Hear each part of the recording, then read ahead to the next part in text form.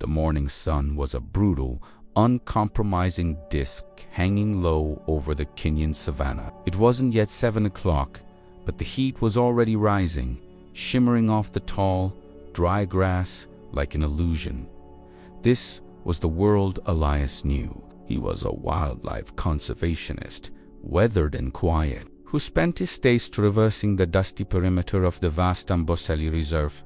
His routine, a slow, watchful rhythm against the wild, unpredictable heart of Africa. Today, like every day, Elias was alone, his worn pickup truck bumping steadily over the rutted track. The air inside the cab was thick with dust and the scent of aged leather. He wasn't looking for trouble. He was looking for patterns for the pride movements, the grazing positions of the elephants, the silent, invisible balance of life and death that governed this place. He drove slowly, methodically, his gaze sweeping the horizon, trained by 2 decades of solitude to catch the smallest detail that was out of place. It was this trained eye that stopped him dead.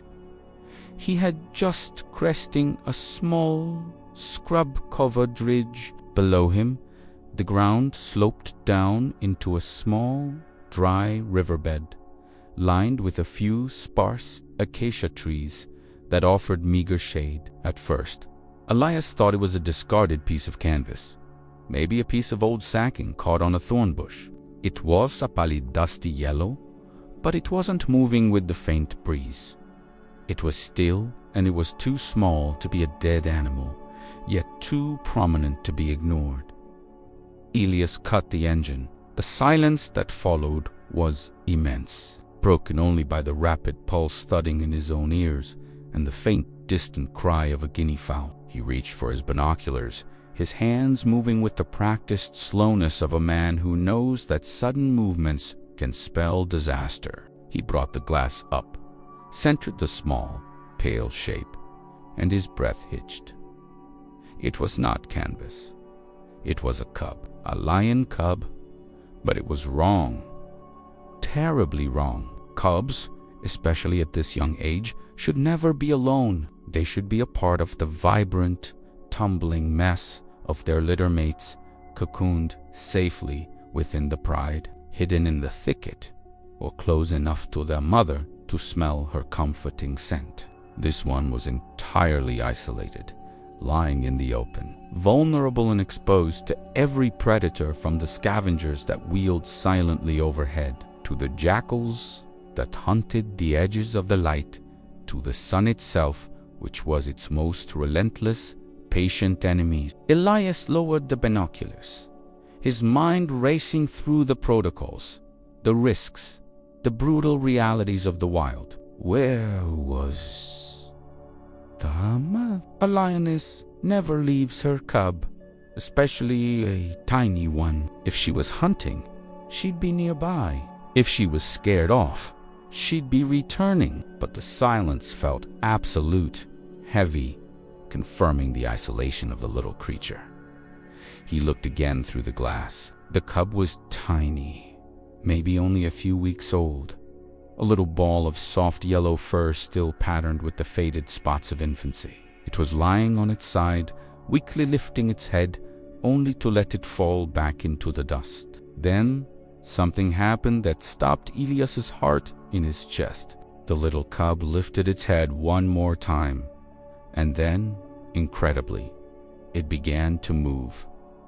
It wasn't a run or a brave walk. It was a slow, agonizing slide. It dragged its back legs behind it, pulling its frail body forward with its front paws, inch by agonizing inch, toward Elias's truck. It was weak, clearly injured, and desperately, impossibly attempting to reach the only thing it could see, the enormous, unmoving metal shape that offered, perhaps, a promise of shelter or a brief moment of shade. Elias felt a cold dread washed over him. This was the moment of decision. To interfere in the wild is to break an unwritten, unforgiving law.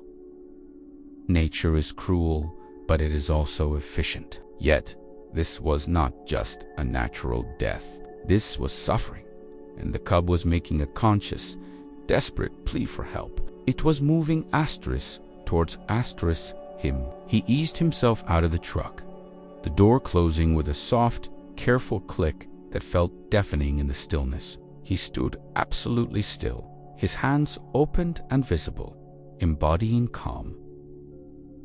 He was maybe 50 feet from the cub. The distance seemed immense.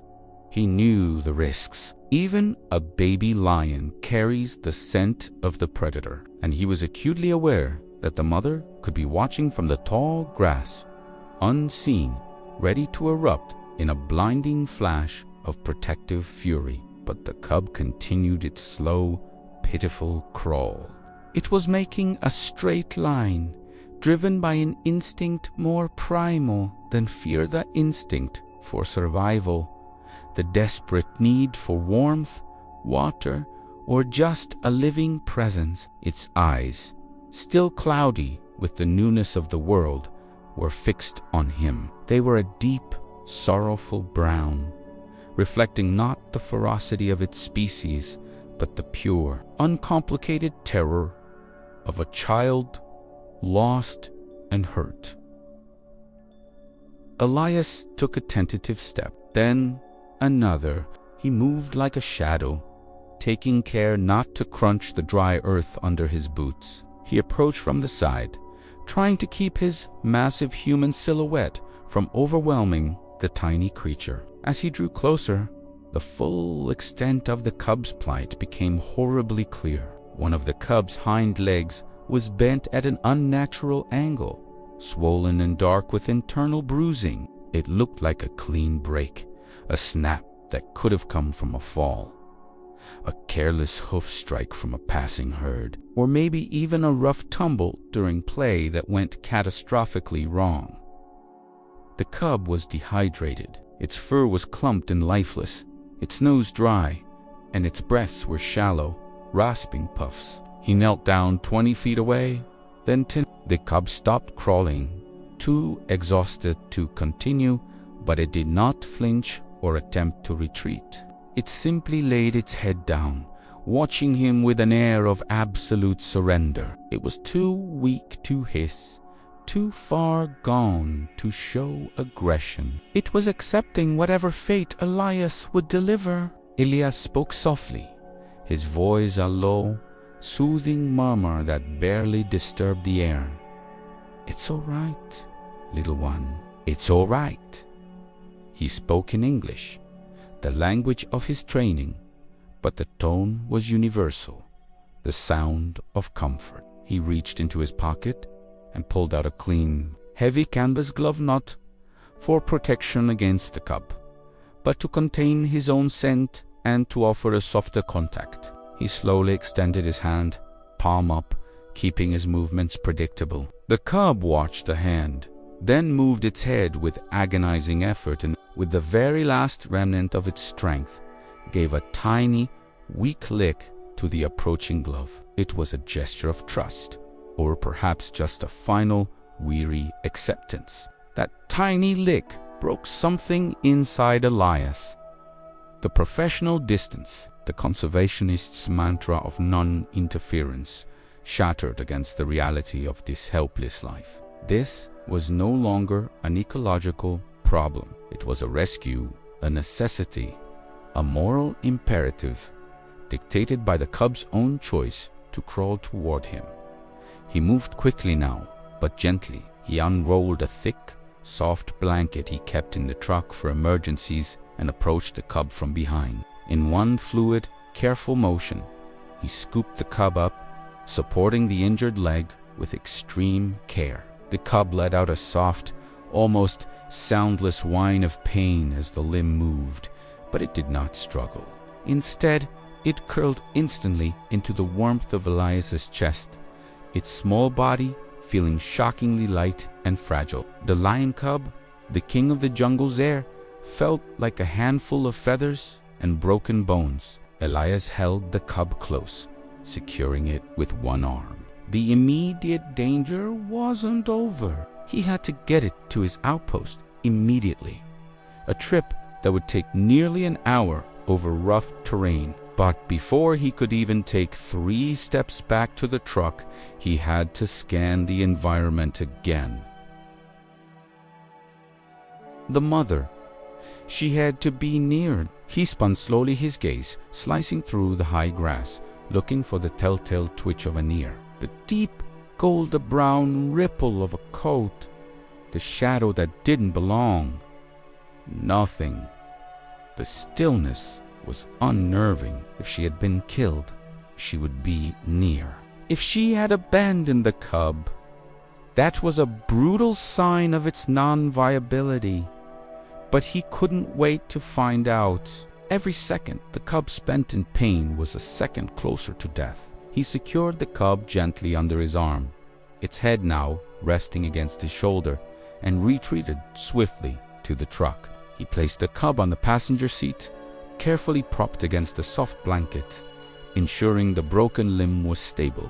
He started the engine, the sudden roar of the diesel an unwelcome intrusion into the quiet. He took one last look around, his heart pounding a frantic rhythm. He saw nothing. He shifted the truck into gear and started the slow, bumpy journey back toward his camp. The cub let out a single, soft, exhausted sigh and closed its eyes. The road was long, and the sun was getting higher. Elias gripped the steering wheel, his knuckles white, driving slower and more deliberately than he ever had. Every bump was a jolt of anxiety. He kept glancing over at the tiny passenger, this unexpected, wounded passenger. He wasn't just driving, he was ferrying hope, defying fate, taking on a responsibility that felt monumental. He knew he had minutes, maybe an hour, to start rehydrating and splinting that leg. He needed to get the cub to a place of shelter, away from the heat and the danger. As the truck bounced over the relentless road, carrying its precious, fragile cargo, Elias felt the urge to share this incredible moment. This story of trust and desperate survival needed to be told. Asterisk, if you, too, are moved by this desperate plea for life, pause now, take a deep breath, and hit the like button on this video. And if you want to follow the extraordinary journey of this little lion, make sure to subscribe to the channel right now, because what comes next is going to shock you. Asterisk, the weight of the cub's predicament settled heavily on him. He was equipped for research, not veterinary triage. His outpost had basic medical supplies, yes, but dealing with a major fracture in a wild animal, especially one so young, was beyond his pay grade and his training. Yet there was no turning back. The little cub twitched its ear, a small, involuntary movement, and Elias spoke again, reassuringly. "Hold on, little buddy. Just a few more minutes. We're almost there." The truck finally pulled up to his small, isolated research station, cluster of 3 metal-roofed structures surrounded by a protective wire fence. It wasn't much, but it was safe. It was shade. It was water. Elias stopped the truck, grabbed a clean water bottle, and without pausing to fully assess the chaos he was about to unleash on his own quiet life, he gently lifted the cub and carried it inside the main building. He laid it carefully on a clean towel on his examination table, simple wooden workbench. The cub was barely breathing, its whole body trembling slightly from the pain and the journey. He looked down at the tiny lion, the ultimate symbol of the wild, reduced to this trembling, dependent scrap of life. He saw the open wound where the bone might be pushing, the dry, cracked pads of its paws, the absolute exhaustion in its small face. He knew that the hardest part, the parts that required skill, luck, and every ounce of dedication he possessed was just beginning. He had saved it from the wild, but now he had to save it from the injury, the dehydration, and the shock. He had to keep this lion alive. The outcome was terrifyingly uncertain. This was the shocking truth. The stranger had been chosen, and now the fate of a king rested entirely on his ordinary, shaking shoulders. The moment of rescue was over. The fight for life had begun. The little body was a landscape of broken promises.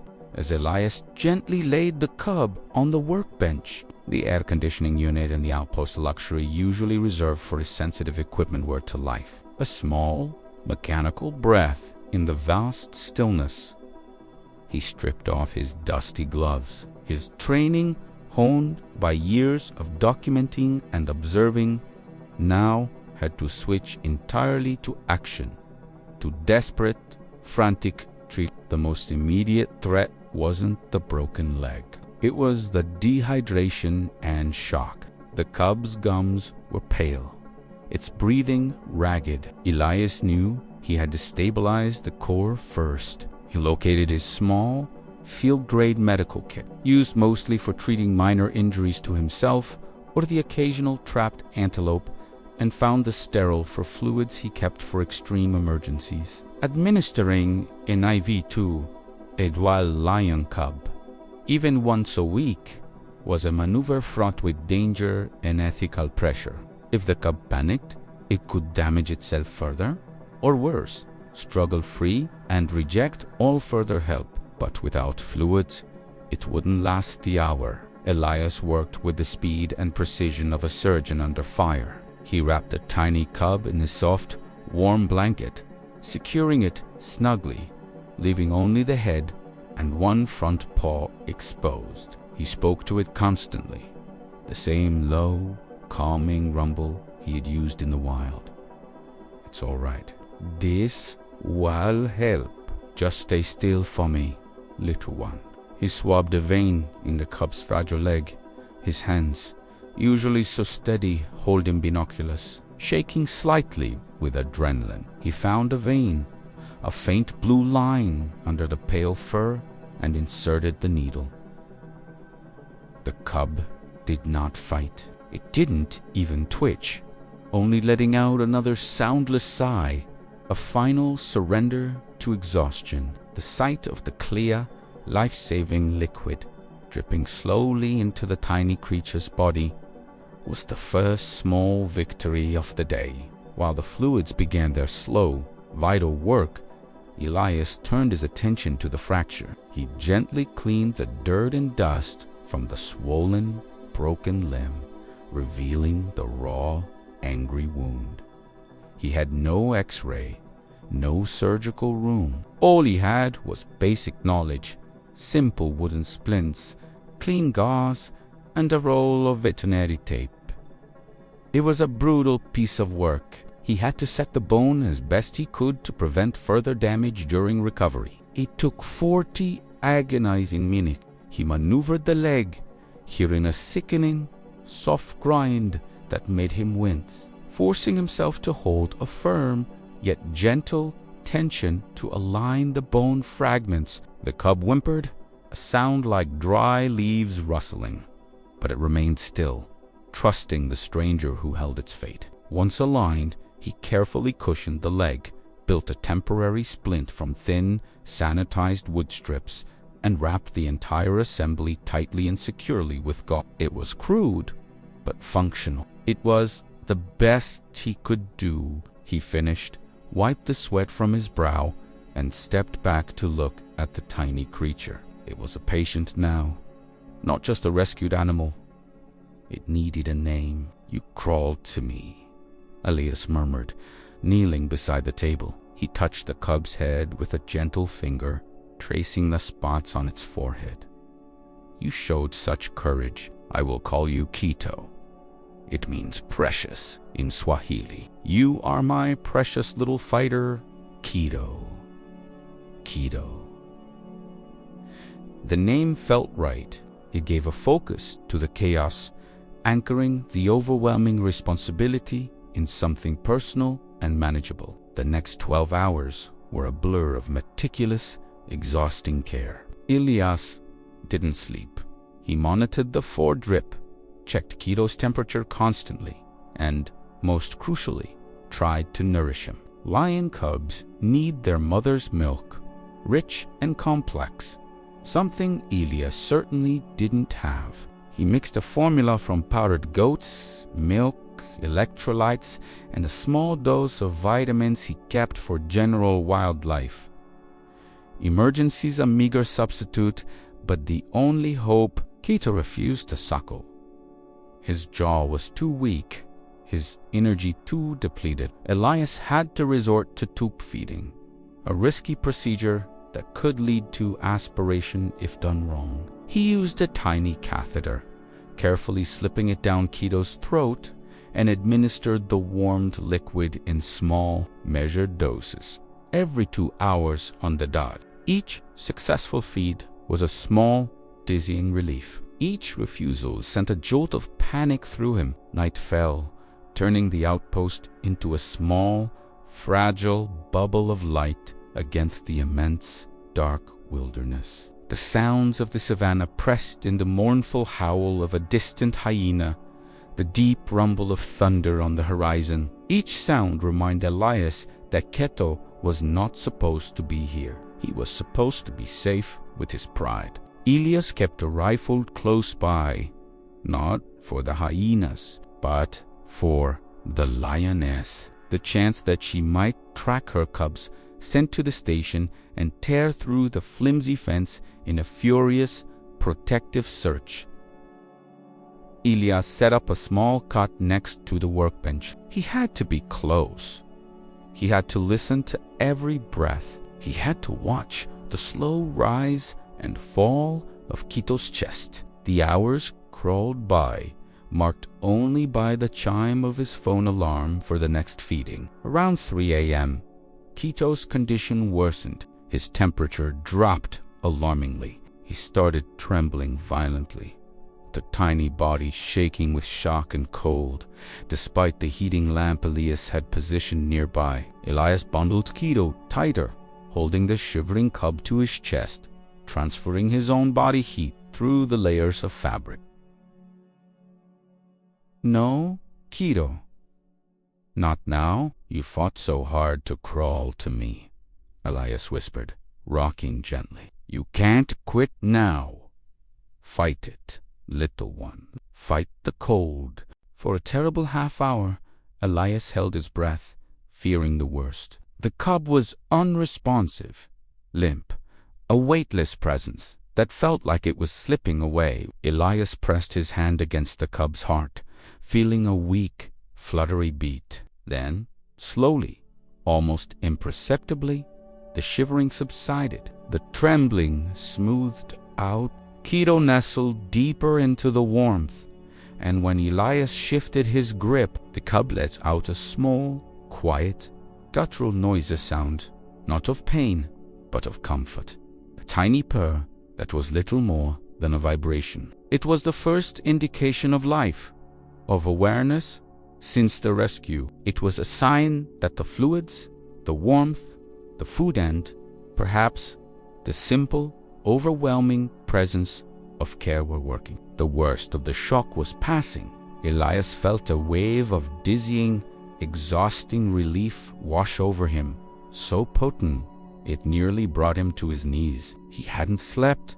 He was covered in dust and sweat, and he was wholly, irrevocably invested in this tiny life.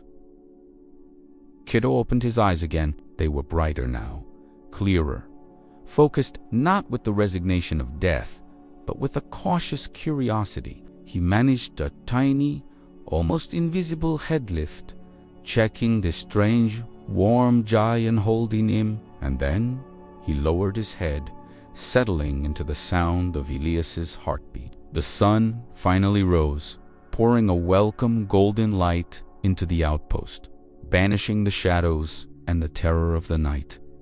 The battle for stabilization was won. Now, the battle for recovery began. Elias knew he couldn't keep Quito here indefinitely. A cub with a major fracture needed professional, long-term care and surgery that was impossible to provide in the small research station. He needed to coordinate with the nearest specialist facility, hours away, which would mean an arduous journey and massive paperwork. But none of that mattered right now. Quito was alive. Elias looked at the camera he had set up to document the Cub's arrival, a necessary step 4, reporting to the authorities, and saw the images of the knight's desperate struggle. He realized that the world needed to see this. This tiny life pulling itself from the jaws of death was a testament to the sheer will to survive and the incredible power of compassion. Asterisk, if you've been watching this incredible struggle and feel a connection to Quito's fierce will to live, please share this video with someone who needs to see a miracle today. If you are new here and want to see Quito grow into the majestic lion he is meant to be, this is the final chance to hit that subscribe button and join his journey. We have a long road ahead, but we are in this fight together. Asterisk. Elias gently placed Quito back in the blanket nest he'd made on the table. He checked the splint again, ensuring it was tight but not restricting circulation. The cub was still weak, still pale, but the breathing was more regular, deeper. The purring vibration was sporadic, but present, tiny motor starting to catch. The day was filled with calls. Elias spent hours on the satellite phone, explaining the situation to the reserve management, detailing the injury, and coordinating transports. He needed to find a safe and sterile way to move Quito without causing further trauma to the fractured leg. He secured a commitment from a highly specialized private wildlife rehabilitation center near Nairobi, run by a kind-hearted, renowned veterinarian named Dr. Jane Cole, who immediately agreed to take the case. The clock was ticking. Transport would arrive in 12 hours. 12 more hours of stabilization, feeding, and vigilance. Elias took a moment to clean up the outpost, restocking the fluids and cleaning the feeding equipment. He even managed to snatch a quick, cold meal for himself, the first food he'd considered since sunrise yesterday. As he ate, Quito watched him. The cub's eyes followed Elias's movement slowly, deliberately. There was no fear, only a deep, ingrained dependence that was humbling and terrifying. Elias was its world now, its source of comfort and survival. This was the moment their bond was sealed, a bond forged in dust, pain, and the lonely miracle of a rescue. The bond created a profound new conflict for Elias. He was saving Quito's life, but he was also taking him from the wild. The ultimate goal, the only acceptable outcome for a conservationist, had to be Quito's eventual return to the savannah. But how do you raise a wild creature?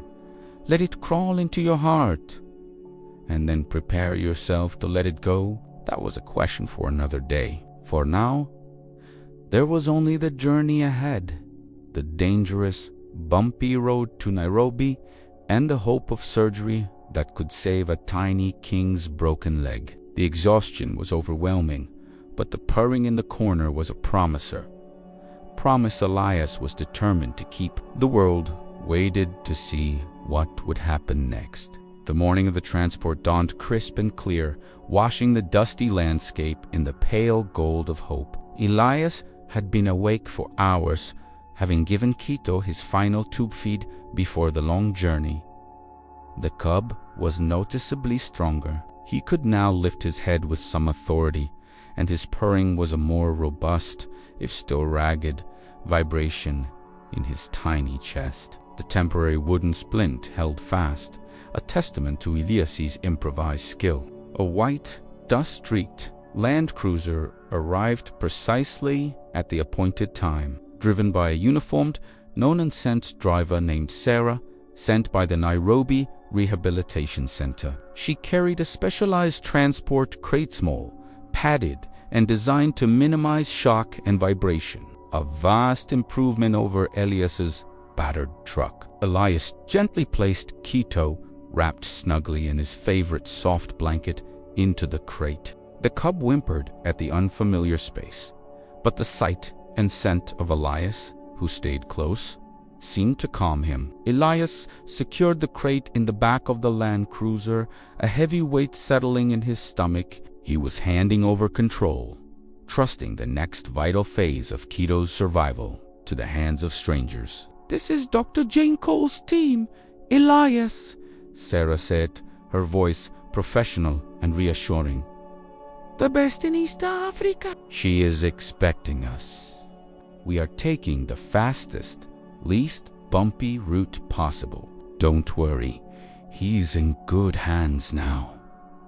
Elias nodded, his throat tight. He climbed into the passenger seat, his eyes glued to the rearview mirror, which offered a glimpse of the small crate. The journey to Nairobi was relentless. It took jarring hours, the Land Cruiser pushing its limits over poorly maintained dirt roads before finally hitting the smooth tarmac closer to the capital city. For the entire duration, Elias spoke to Quito, a continuous stream of low, comforting reassurances that were more for himself than for the cub.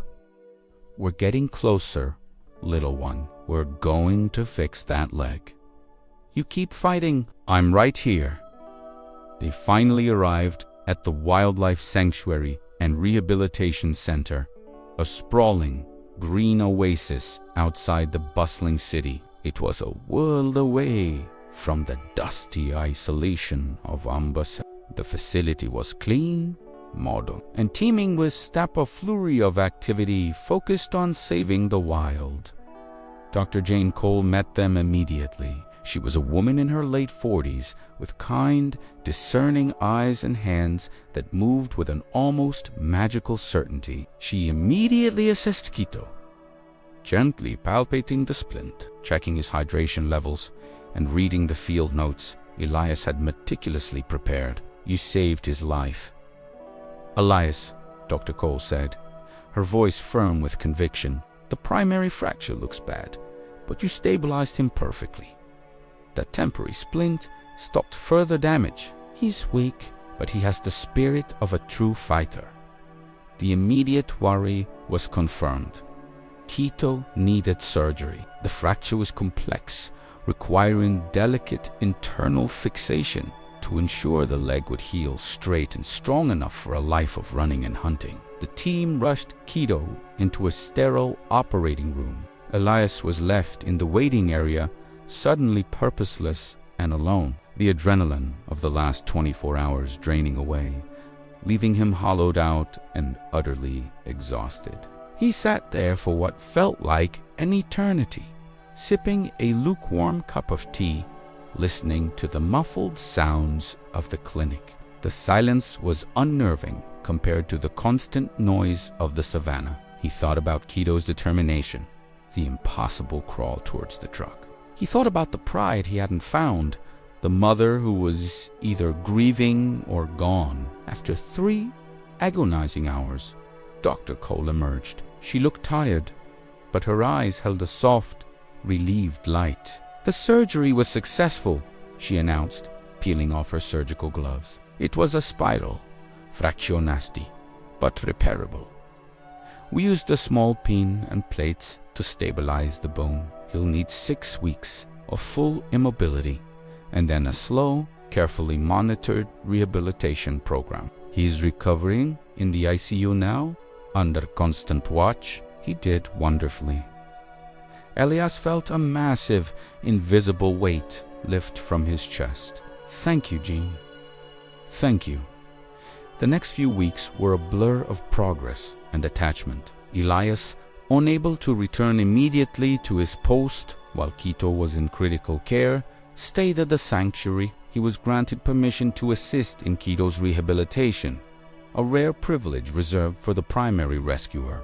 This arrangement allowed their bond to deepen profoundly. Quito, once a limp, despairing ball of fur, began to flourish. The tube feedings became bottle feedings, and soon Quito was aggressively drinking the milk formula, his tiny paws kneading the blanket with pure infantile need. He gained weight, his fur became softer and richer in color, and his eyes, once dull with pain, now sparkled with mischievous energy. The pin and plates in his leg held perfectly.